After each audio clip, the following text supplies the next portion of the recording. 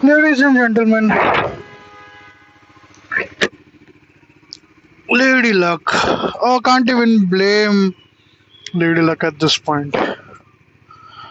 It's something known as the skill issue happened with me today. And I had recorded for almost 54 minutes today in the morning. But then, obviously, Lady Luck intervened. Not Lady Luck really, because every time it's really my fault. So when I hit record and when I stopped the recording after 54 minutes, and there was an option given, obviously, whether you want to save or you want to discard or you want to go back. And well, there's no other way to say this. I hit discard. And because I hit discard, the first 54 minutes of the recording now are not saved. And whatever I said in the morning has, as a result, not been recorded. And as always, I'm extremely devastated and I'm heartbroken. And which is exactly the reason why I was watching a recently released movie. And because I was so sad and depressed and I couldn't stop thinking about it, I left the movie halfway and I'm now heading back towards my home because obviously that's the time when I record the video again. And yes, this is the reason. This isn't an obvious lie, which it is. And the reason definitely is not because I have to reach home, and also because the movie was really boring. Definitely not. Anyways, so it's raining slightly, by the way.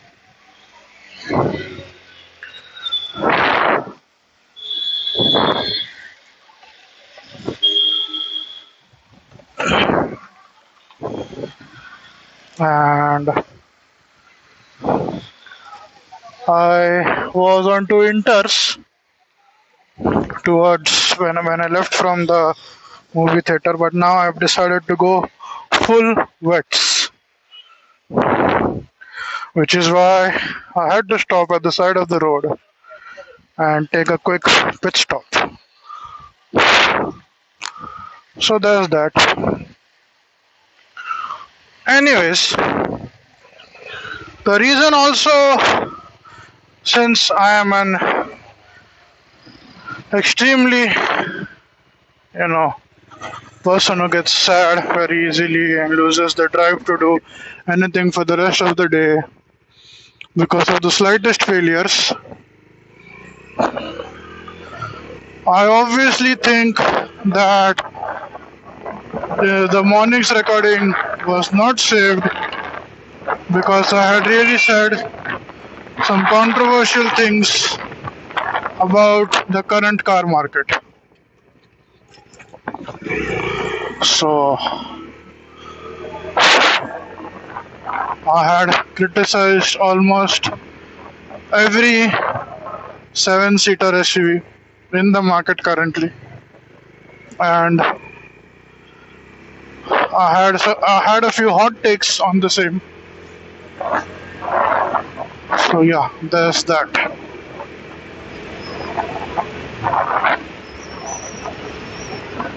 But since it wasn't recorded really, and now I'm thinking of a topic on which I can yap for another 30 to 40 minutes. I am thinking, obviously, in overdrive mode, whether or not to take up the same topic that I taken in the morning or come across a slightly different topic.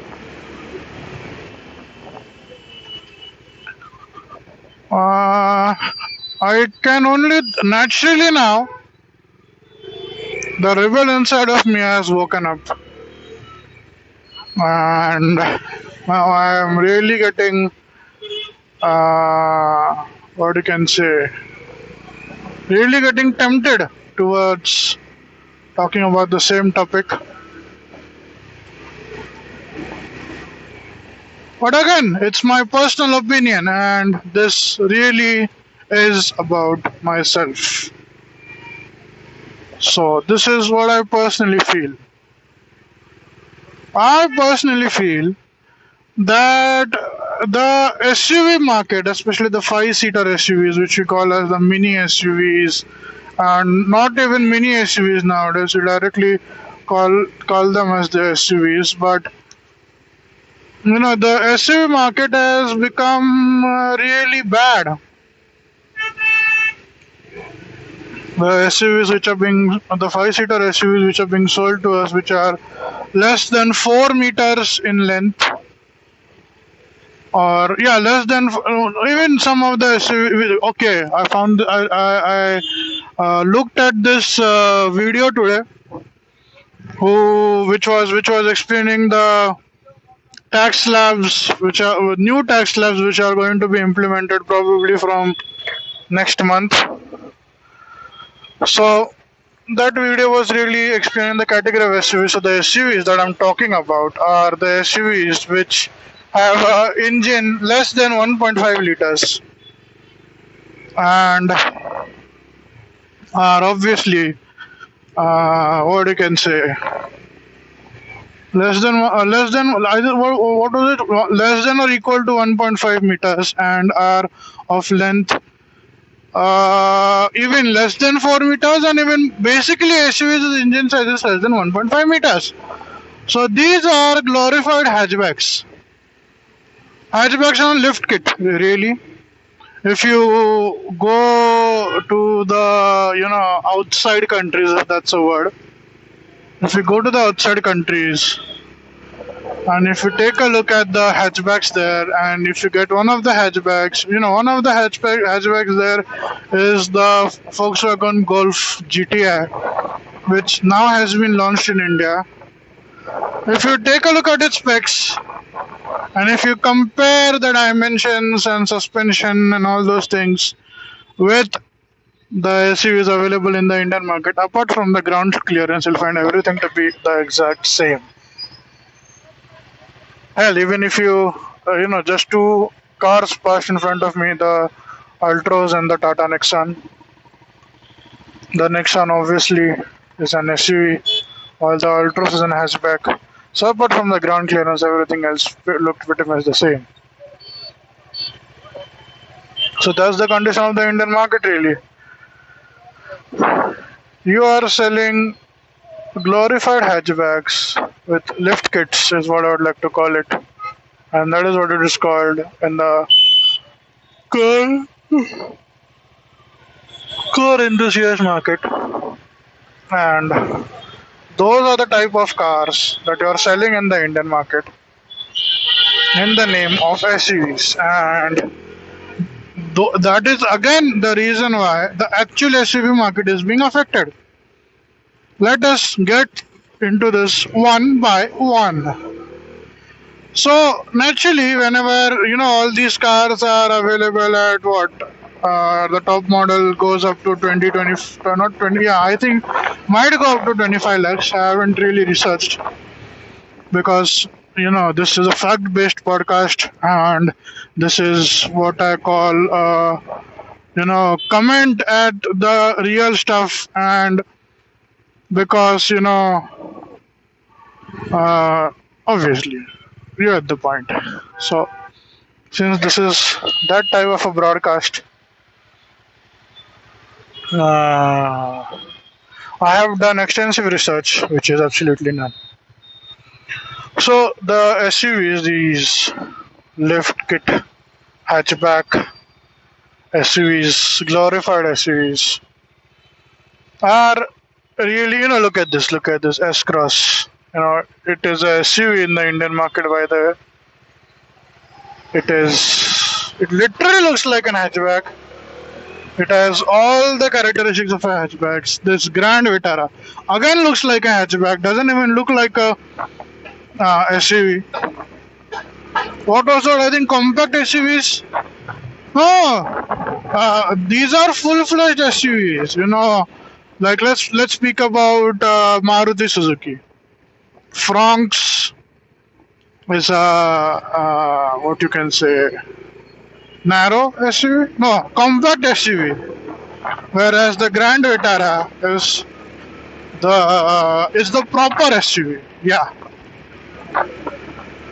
Whereas the High Rider, not High Rider, Invicto, no, Invictus, Invicto, I think, is an MPI, even though it has all the characteristics of an SUV.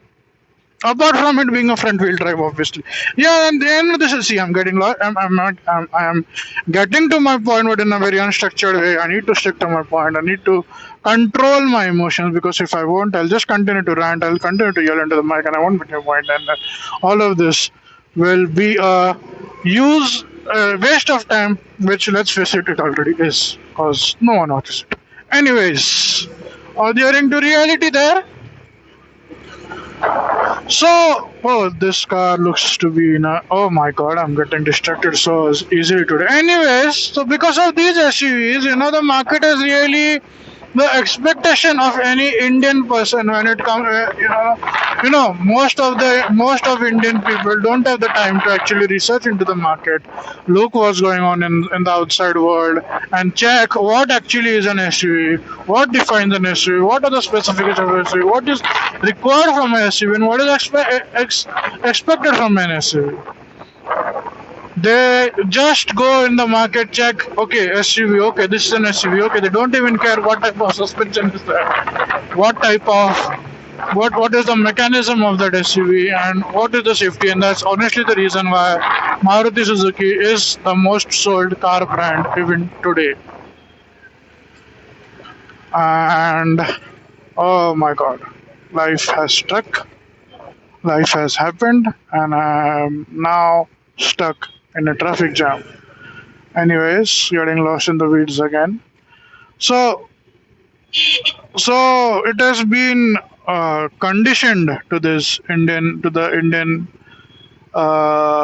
people, that this is what an SUV is, but it's really than glorified aspect. And since that is what people expect from an SUV, that's why these brands, Mahindra or Tata, who are actually Toyota, who are actually known for making SUVs, have dialed down their thing. If you look at the global market, an SUV is something which has a ladder and frame chassis, has independent suspension, has the capability of four-wheel drive, and if not four-wheel drive, is rear-wheel drive, has power going towards the back, and has steering in the front, which obviously every other car does, and definitely not four-wheel drive. I still get the part where modern SUVs are getting monocoque suspension, monocoque type chassis, which means that the entire chassis is a single part, whereas on ladder frame chassis, the body is a different part and the chassis is a different part, and they are kind of, if you put it in layman's term, they are just tied together. So there's that, and yeah, so so that is what has happened of the Indian market, because of which most people don't know what an SUV is, and that is also the reason why, since these SUVs are the ones which are being sold the most. So that's why the first instinct of every car maker has become to save cost, because they know if they make a proper SUV, no one is going to buy it. And since no one is going to buy it, they won't get any money out of it, and they'll become a loss-making company. So because they still, like brands like Mahindra, Tata, still want to stay committed to their original DNA. They still try to make seven-seater, and also obviously most SUVs. Whenever you say the word SUV, it either is a okay, those are trucks, right? So let's not get into that. So whenever you say the term SUV, it at least has to be seven-seater. But let's give some slack on that because modern SUVs have kind of changed the definition. Anyways, so there's that. And see, I'm trying to make this point, but this over explanation loop and overthinking loop is kicking in again and again. And I want to make a point. That's why today I'm getting irritated by it, by this behavior of mine. Yes, I know. A few days back, I was complaining because the overthinking loop wasn't kicking in, and I was criticizing myself for being at a peace of mind.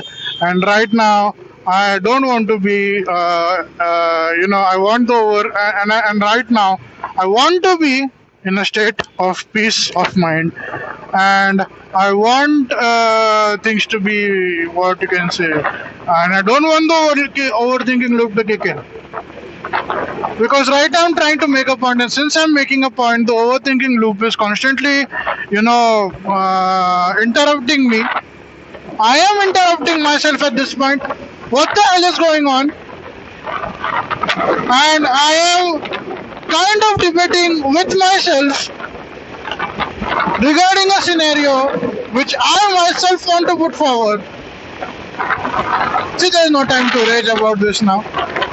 No, I'm not able to make a point, and I might reach home. I still have time, but I still want to put my point forward. Anyways, so that is the reason why most Indian car makers are. This is really about the seven-seater SUV part, and I am gonna get into it eventually. Once this whole thing, okay, I'm not gonna get into it. Okay, fuck it. So because the tendency of people is to buy SUVs which are more towards the economic side and have lots of features, and they don't really care what the mechanism of an SUV is. Whenever it comes to the seven-seater SUVs, the seven-seater SUVs are the ones which you see most cost cutting in. Okay, let's speak about and before we get into this, I want to speak about this brand, Toyota. They have made an SUV.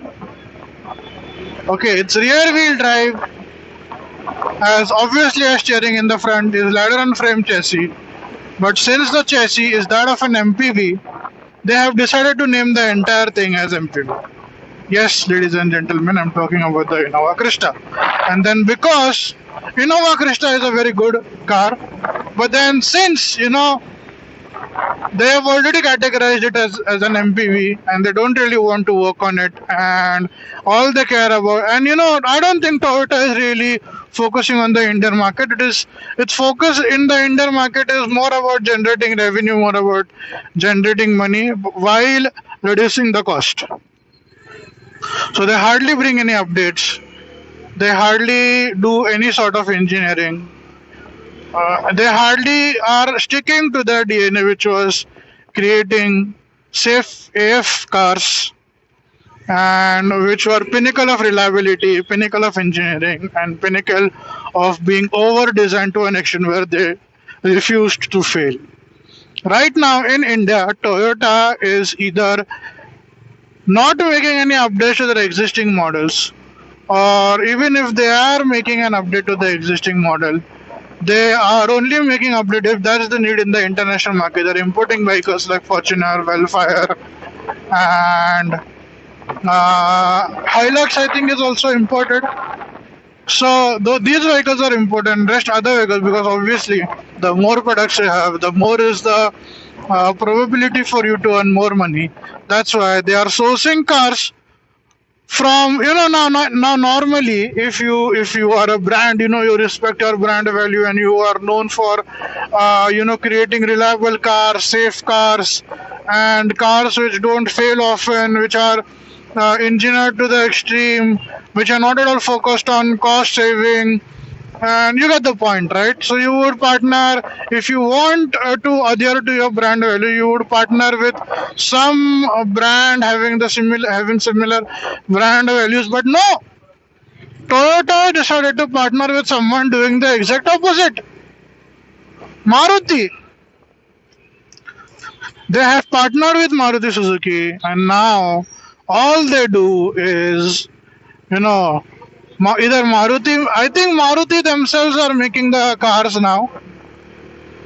And I think Toyota is either, there is either a brand where one vehicle will first be introduced under Toyota's badging, and the same vehicle will be introduced under Suzuki's badging, that is Maruti Suzuki's badging, and so on and so forth.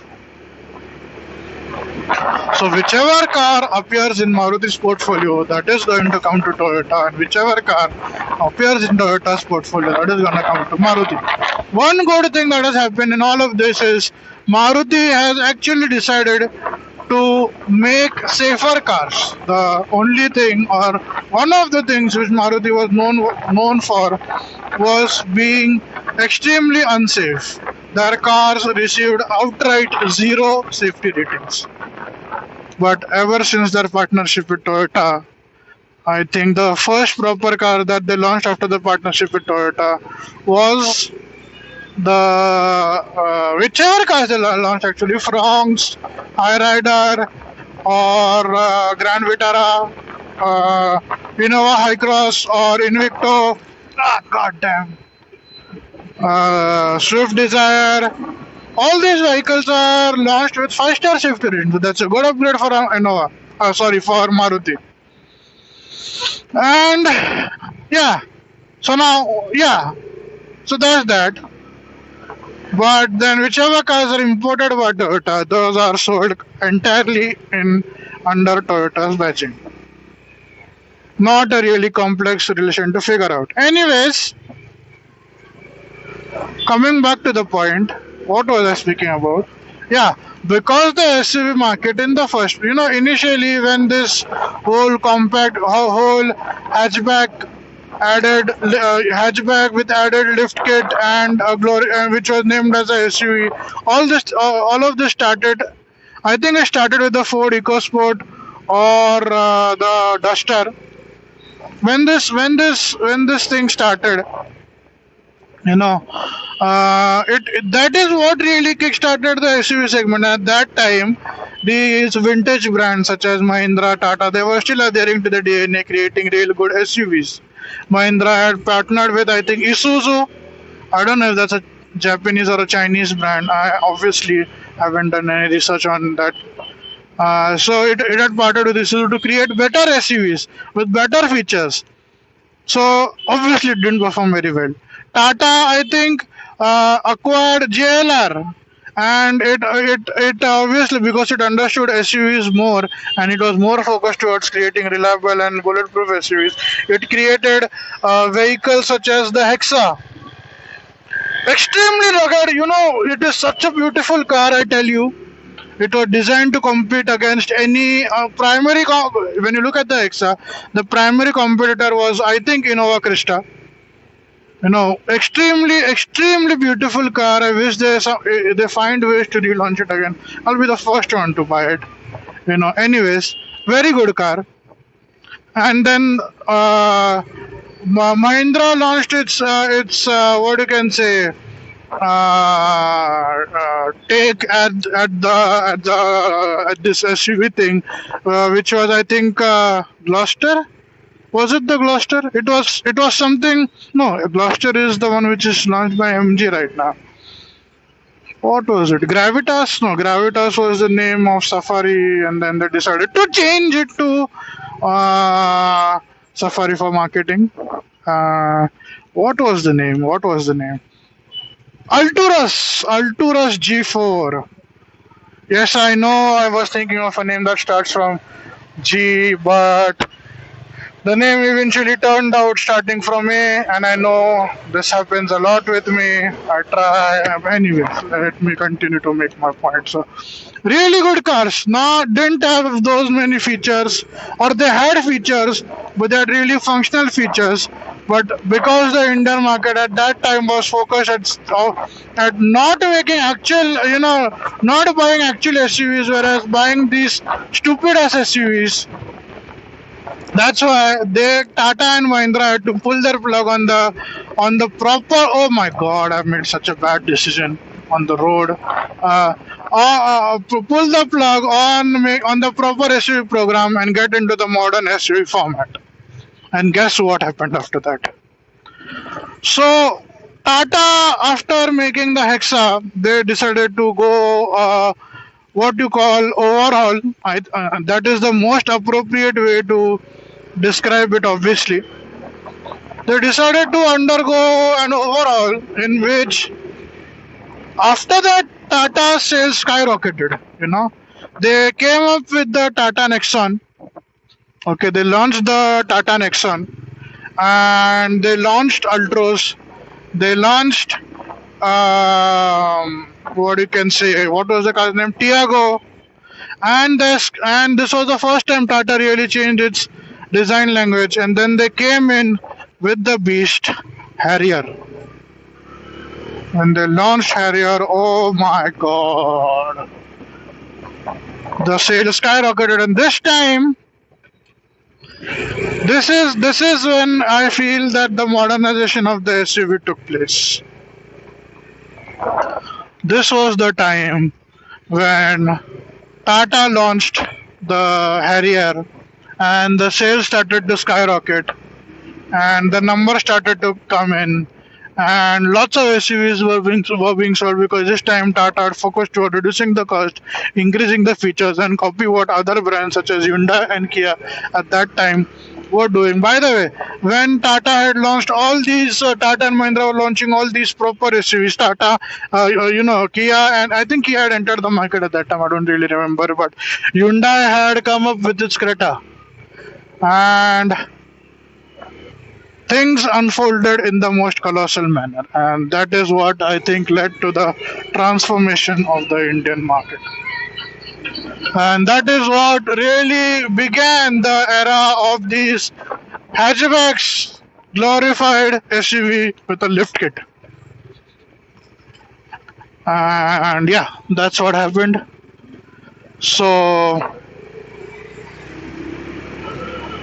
then obviously they made this SUV. Okay, I'm trying to figure out a turn that I need to make, which leads to me going to I think this was the turn. I think I most certainly am sure that that was the turn that I was supposed to take, and now I'm gonna have to travel another 300-400 meters maybe, which you could have easily avoided. Anyways, I'm getting lost in the weeds here.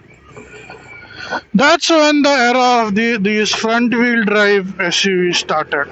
Tata came up with its Harrier. Then it launched the 7-seater variant of the Harrier, which was the Safari. Mahindra launched the XUV 700, and it launched the Scorpio N. And that's when you came to know that brands have become, or focusing more towards. I mean, it makes sense. Everyone is in the market to make money. No one is here to do social work, and they'll obviously do things that will eventually lead them to getting a lot of money, and it actually makes sense. So, really, the Indian people are here to blame, but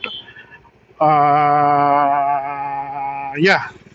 But this is not, as you all know, this is extremely logical broadcast, and I am extremely reasonable with my comments and all those things. Anyways, then the Tata Safari was launched, which was a 7-seater SUV with front wheel drive. and it was really an MPV. And this time, and this is actually the time when MPs became glorified SUVs. Monocoque chassis, same suspension as a car with reinforcement. So what are MPVs? MPVs are basically it's basically a hatchback with 7 seats. It has a third row. It has a added seat, and it's really a 5+2 car. So those cars had started to launch. If you go into the market right now, it is still the era of these MPV glorified SUVs. There are still proper SUVs in the market, such as the Scorpio N, such as the Thar, and yeah, credit where credit is due. I highly respect Mahindra for this because their first dig at the compact SUV segment was the Thar. Proper SUV, small size, okay. Even though the length was, but it was not treated well by the Indian government because since the length was, even though it fell in the category of what you can say compact SUV, still because it had a 2-liter engine, it again was categorized as the SUV, and the on-road price increased, and a lot of tax was put, and there was all those things. I don't really know the facts now, but I'm tying things together. Really based on the video that I watched today. So, anyways, so it was launched. It was launched as the first compact SUV, and the SUV which Mahindra has launched, a 5-seater SUV with lots of boot space and lots of features and all those things, is the Thar Rocks. That is obviously there is the XUV3XO, but let's face it. Whenever you come across, really the Thar Rocks is even priced similarly to similarly to Creta and all those vehicles. So respect where credit is due. Really good Mahindra. Whereas Tata had decided to let go of all of its principles and forget everything and just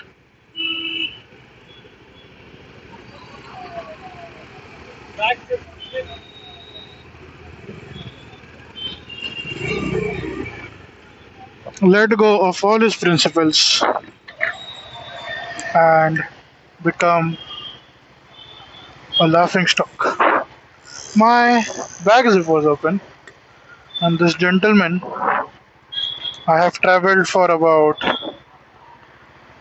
15 kilometers is what I think, and no one stopped me to tell that my bag zip was open. It was really open, but this rider stopped me and told me that my bag is open. Anyways, so that is what has happened to the 7-seater market. Now you take a look, Tata Safari. It has the suspension. What is an issue that according to me, obviously everything is according to me. I don't believe these to be facts. For legal reasons, I don't believe them to be facts. And I don't believe that my opinion is something that should be considered as a standard. And these are all opinions, even though I am stating things as if that's the definition of it. But please don't take me seriously. And please don't throw me in jail. Anyways, so the Tata Safari. It is really a glorified Tata Safari XUV700. Both are really glorified MPVs who decided to go on. They are like those bodybuilders, They decided to go on bulk, but since they were lazy and since they got addicted to eating, They really forgot to come out of bulk, and now they've increased their size and weight. And because they are still continuing, but one good thing is that they've continued to exercise, so now they have a lot of power. That's really what the Tata Safari and the XUV 700 is.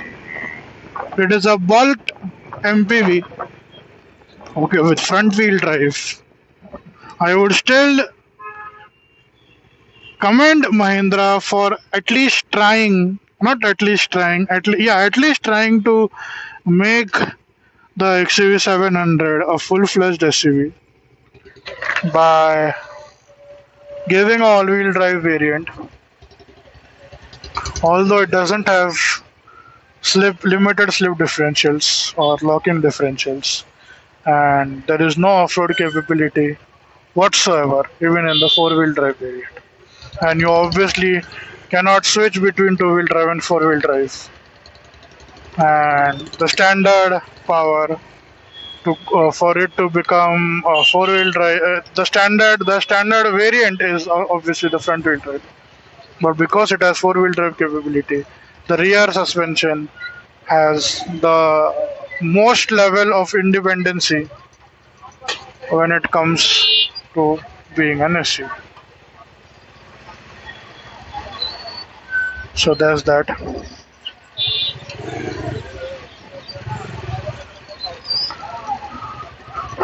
Now, why am I saying all this? The reason is obviously because I want to create public awareness. I want you all to know, I want to put forth my opinion, and not because I have decided to go on a rant, because I want to buy a seven-seater SUV in the future, and I'm planning to buy a seven-seater SUV in the future. And as I'm going deeper and deeper into research, I can't really figure out which SUV to buy, because all the SUVs don't fall under the criteria which I'm looking for. And the SUVs which fall in the criteria that I'm looking for are very expensive with respect to my budget. And like any reasonable person would do, I am definitely not self reflecting, not self criticizing, and I've decided to instead blame it on the market. Perfectly reasonable thinking, nothing serious. So, what is now that begs the question as to what is my selection criteria. My selection criteria is that I want a seven-seater SUV that can sit seven people comfortably, might have a little bit of space for their luggage, and has power. Probably looking for a rear-wheel drive car. Now, since you have a third row, and since the third row nowadays is closed, and there is no other way for ventilation inside the third row, I wish for the car to have what you can say third row ACs, and I also wish for the air conditioning to be located at proper location. I also wish for it to have rear wheel drive, have ladder on the frame chassis, look good, be reliable, have a proper service network, and all those things. And also be a blend, and also at the same time be economic and reliable to use. Perfectly reason, perfectly reasonable and logical expectations. What was I speaking about? Yeah, the SUV. Yeah. So currently, none of the SUVs fall in this. My favorite SUV to date is the Scorpio N. But the Scorpio N has a really narrow third row seat. I personally am in the height of 6 to 7 feet, which is an obvious lie. My height is 5 feet 11, which means I'm a sub 6 footer. And like every person who's 5'11, never admits that he's 5'11, whereas puts silly things such as he's 180 centimeters, which basically means 6 feet. No, it's not 6 feet. 6 feet is 183 centimeters, and there is a gap of 3 centimeters. And if you want to know what gap does a 3 centimeter, what difference does 3 centimeter make? Ask your girlfriend. Did I just say an explicit thing? Yes, I did. Never mind. No one is gonna watch this as is. Anyways, so yeah, the Scorpion doesn't have third row ACs. The third row seating is really narrow. The door opens backwards, but it is an extremely rugged SUV. It has really powerful ACs, even though they are mounted in the wrong direction. But then a sufficient height has been given to it so that they don't come at the leg and actually throw some amount of air in the middle row. And yeah, there's this another thing that the seven-seater market. How did I forget this? Sliding second row seats is a really important feature for me. I understand that you're really creating a 5+2 SUV, but really, at least I know that most people will say that it is a 5+2 SUV and the third seat is really given as a as a if option, like if this really is a big size or a plus size 5-seater, and it is really meant to carry only 5 people correct properly, and then have lots of boot space. Fine, but at least if you are giving the capability for it to be a 7-seater, give it properly. I can still understand the luggage part, that you don't want that there is no space for luggage when all the 3 rows are up or all the 3 rows are fitted. But at least let there be proper leg room. Me being a sub 6 footer, my legs go inside the seats of the Scorpio N, the second row seats of the Scorpio N. They are not at all comfortable, and they are absolutely obnoxious. There is no AC, and for some reason, the speaker is right above the head of whoever is sitting in the third row. So if you decide to put any music, they'll be the first to get irritated.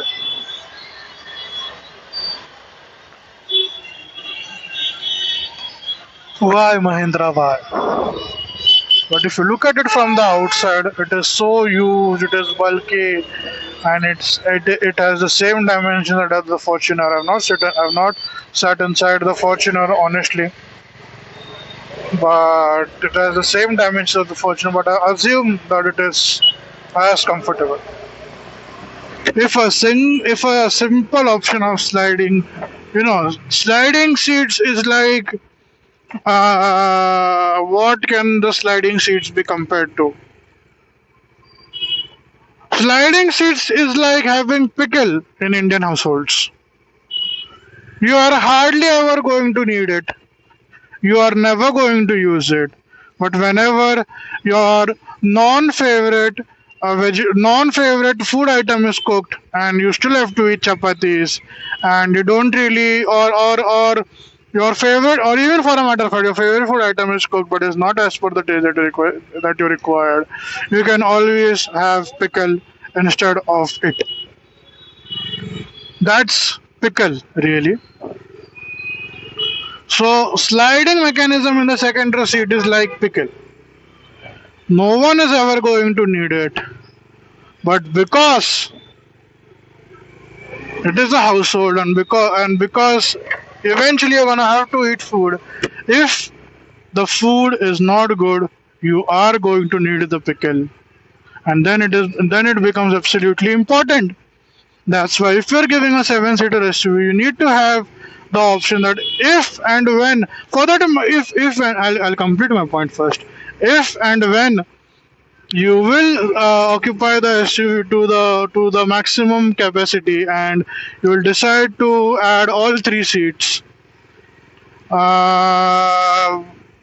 you'll decide to fill all three rows. At that time, you would need to have the option to adjust your second row in such a way that the third row the people in the third row will be able to sit slightly spaciously.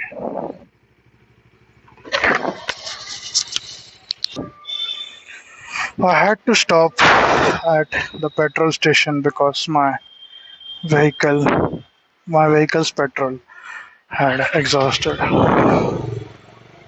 And then I was making payment from my card, but the card's limit obviously wasn't wasn't enough for the payment to go through.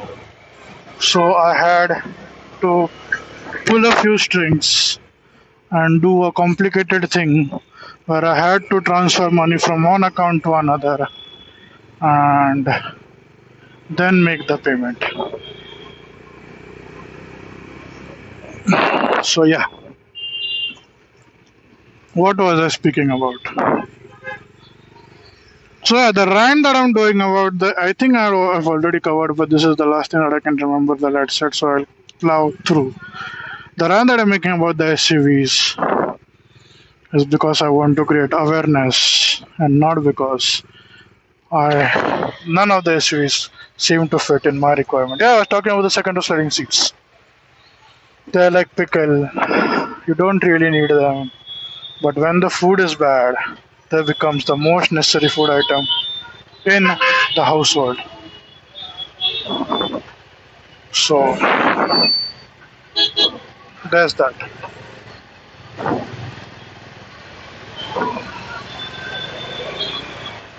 For that matter, I even think that the third row seat should have sliding mechanism. The second row seats should have more, like for example, if the second row seats can slide 10 mm, then the third row seat should at least be able to slide 5 mm, so that in case you want to fit the luggage of people inside the car, and you're carrying a lot of luggage, then something, if not anything, can at least fit inside the vehicle. But for now, let's stick to the sliding secondary seats. And as per my knowledge, I think Mahindra is the only seven-seater SUV making company that isn't providing third row seats. I know that Safari has. I know that Innova, which is an MPV, but is really is a SUV disguised as an MPV, isn't. Then the next natural option is obviously the XUV 700. The XUV 700 also misses out on sliding secondary seats, but it ticks off most of the boxes that I have. I've for me, the rear wheel drive is really not that important now. The economy is expendable. I can bear with it. But yeah, it looks good.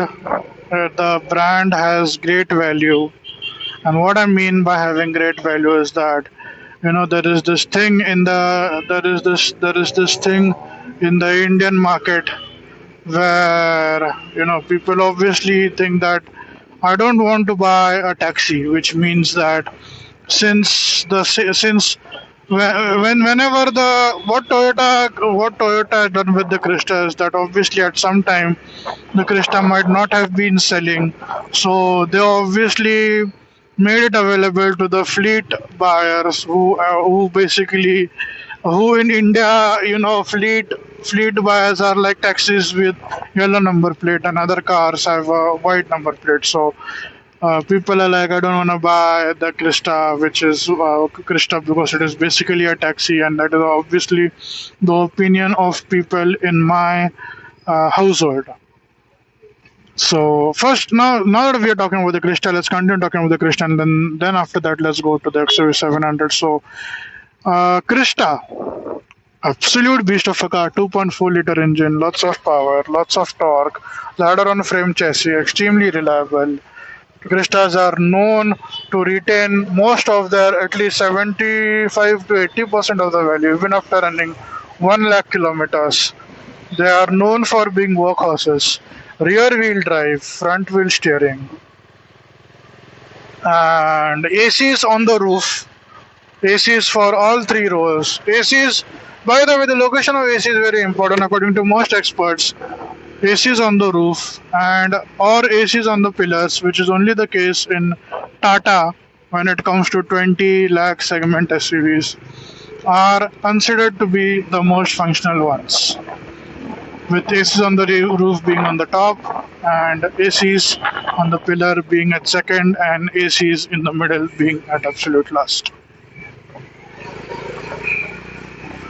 So, extremely good car, extremely good brand, but then there is that sentiment of sliding third row seats, lots of space as compared to the competition for luggage as well.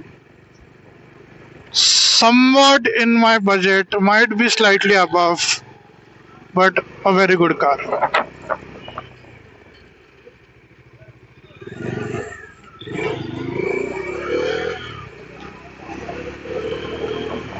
A very good SUV or an MPV or whatever it is being called right now. Back to the XUV 700. Doesn't have sliding second row seats, but I still give them the benefit of the doubt. Oh god, look at this car. Oh no. Was looking very good from far, but when it came close, it had a really weird color scheme. And it was obviously the Scorpio N. Anyways, what was I saying? XUV 700. Even though the XUV 700 has no sliding second row seats, still of me being a sub 6 footer person, I can still sit fairly comfortably inside the third row, and my knees don't go into the seat. And there is still it feels like those cramped cars, which most middle class families used to buy in the early 2000s, where they didn't really have the money for comfort, but since the family size and the demand and the need arise such that they needed a car, so they used to buy a really compact car, and there was hardly any place in the second row. Wagoner, there's hardly any seat, there's hardly any comfort in the second row. Your knees are, if your family is a 6 footer family, 4 6 footer people sit inside the Wagoner, then what the position of your leg will be is the exact amount of space that is available in the third row of the XUV 700. So it's not very comfortable, but I can still live with it. It's not uncomfortable. It's not comfortable. It's not uncomfortable. A really good vehicle. A really, 3 seater, a really good and functional 7 seater SUV, has loads of features and should be my pick going forward. But for some reason, I still can't get my head wrapped around the fact that XUV 700 should be my choice. The reason might also be that the reason might also be the number of XUV 700s that are currently available on the road. You can see an XUV 700 as long as you're on the highway. You can see at least 2 XUV 700s in every minute, or even after every 30 seconds. So a good option, and maybe because of the number of sales. Any logical person would think that, wow, everyone is buying that cars. If everyone is buying the vehicle, that means it's a really good vehicle, and that even I should consider buying that vehicle. But since I'm an extremely logic oriented and person who likes to take feedback seriously, and focus on doing the right thing, rather than doing things that suit myself. And because I am what was the third thing that I thought about? Yeah, all those things. Anyways, that's why since everyone is doing it, I myself decide to not do that. That's why XUV 700. I can't just get my, even though it's a logical option, I can't get my head wrapped to buy the same. Oh, look at this Krista. Looks so good. So there's that. Then comes the what you can say. What was the yeah? Spoke with the Krista. Yeah, Safari. Safari is what I would like to call Lady Luck's rampage on me. This is really getting out of hand now, and I need to figure out why Lady Luck is so much against me. So the Safari has four variants, as I've explained in my previous videos, and I was gonna buy the Pure Plus option, which had which did not have a sunroof, which had six airbags, and which had alloy wheels, which had sliding second row seats, which had third row ACs, and which had all the features necessary for a seven-seater, with not exceptional power and not exceptional brakes, but you can still live with it. Are extremely practical with good brand presence, good looks, and all those things. But then something happened to Safari, or somehow someone came to know that I'm considering to buy a Safari, and they decided to revamp the entire model. So now the variant which I was gonna buy has been discarded, and a single variant by the name of Pure X has been launched, which does not have third row AC, but now has a sunroof which I didn't own in the first place. Still continues to have the second row ACs, and they have now added a 360-degree camera. Why did you remove the third row ACs, by the way? And this is not because it's a second base variant. Now only the top variant, which starts at 28 lakhs, has the third row ACs. Yeah, only that particular variant has third row ACs. Why, Tata? Why? What went wrong? I know Tata is known to make these decisions. Tata is extremely, I give credit where credit is due again. Tata is extremely market focused, and it is like that friend in your friends group who really wants to please everyone and doesn't have an opinion of his own, and says and does whatever, agrees to everything, is really a pushover and all those things. So obviously Tata must have done a feedback where they realized that people are using this as a 5+2, which they had designed it for that same cause in the first place. So, and then they realize that okay, no one is most people who want to buy a Harrier are going towards the Safari, and no one is really needing the third row ACs, so it's better that we remove them. Why?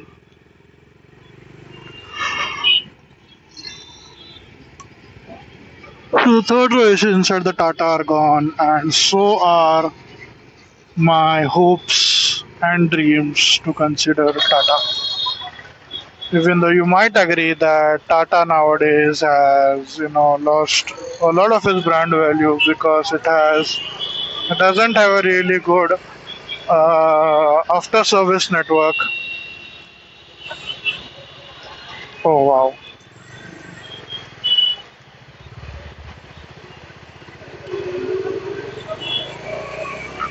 It does not have a really good after sales network. and the vehicles are really have developed a lot of problems.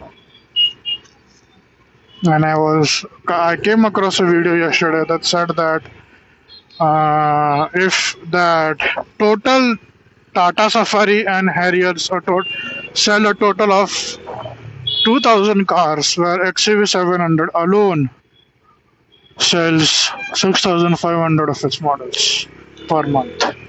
God damn. So there's that. So the Tata Safari is out of question now. The Innova Krista is what I like, but wouldn't be considered as a prestige buy as such, because I'm an extremely reasonable person, and I take extremely practical decisions, and I'm not at all opinionated, and I really don't take opinions about people who I'm hardly going to meet, and I definitely do not try to impress the same people, even though no matter what I do, they're somehow going to find a way to criticize me.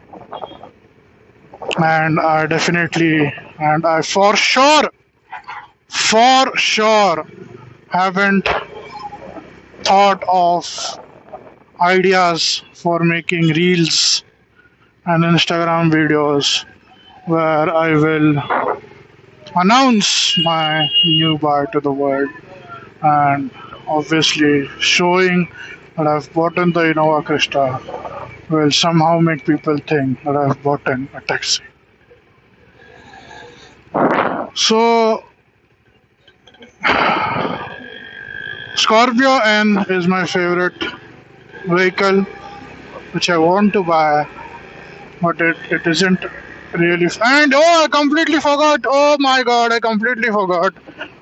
There is the Innova High Cross as well. I forgot about the Innova High Cross.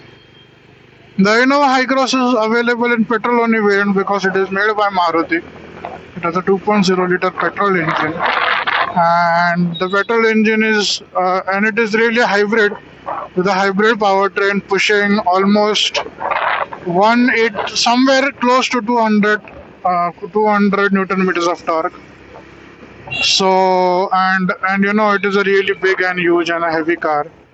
So it really needs those four, and that's really on par with the market standard 200 horsepower and close to 400 newton meters of torque. So for me, I consider the hybrid version of the Innova High Cross only to be the proper version. The Innova High Cross hybrid version again has lots of rear space, is very spacious, lacks aesthetics and features, but I don't really care about them. Has lots of power, but then Toyota has decided to start it at 30 lakhs. God damn! Is my phone ringing? Oh, it is ringing. Why isn't? Oh god. Is this not being recorded? Oh my god. I'll burst into flames if this isn't recorded. Oh, it's the alarm. Never mind. Am I recording it? Yeah, I am recording it. Thank God. Okay. Let me see if I can do the thing for which the alarm was ringing before the signal turns green, and it has already turned green. Fuck it. Yeah. 30 lakhs is really not my budget. I'm actually actively thinking of, my budget was 25 lakhs, but I had done a slight miscalculation in my budget, because of which now I think that 30 lakhs might be a stretch for me. So now, Innova High Cross is out of question. And then there are these variants, below the hybrid variant, which only have the petrol only option. but they only have 200 HP and 200 Newton meters of torque, which is lesser than the Kia Carens Clavis, while being 1000 kg heavier than the Kia Carens Clavis, which now naturally brings me to the Kia Carens Clavis. The Kia Carens Clavis, believe it or not, see, first of all, Kia is honest that it is not an SUV, it is an MPV. Definitely appreciate the honesty, but believe it or not, the Kia Carens Clavis has the exact same suspension to that of a Tata Safari. Yeah, has the exact same suspension geometry to a Tata Safari and might be extremely similar to that of an XUV 700. So might as well, and has sliding. As a matter of fact, the seats slide the most. The third row is the most comfortable third row you'll ever sit in, and that's also the reason why most of the fleet operators, consider the Kia Carens Clavis. The HTX variant of the Kia Carens Clavis comes for 21.5, some so close to 22 lakhs, and is an extremely good option. Saves me a lot of money. Has sliding second row seats. Has 150 HP. But in that case, I'll be going with the petrol variant, obviously, because the diesel variant somehow is underpowered a lot. So it has what you can say 120 horse no what 160 horsepower, which is 7 horsepower less than the Tata Safari, while being 500 kgs lighter, and has 250 Newton meters of torque. This is where the Safari plows ahead with 350 Newton meters of torque, but then again weighs 500 to 600 kilograms more. Has 6 airbags. I believe that it will at least have 4.5 to 5-star rating. They have really focused on safety this time, Kia Carens Clavis, and I believe that it will be a safe car. But the safety rating obviously hasn't been verified yet. So the Kia Carens, I might end up getting the Kia Carens Clavis, because let's face it, it is the only logical option.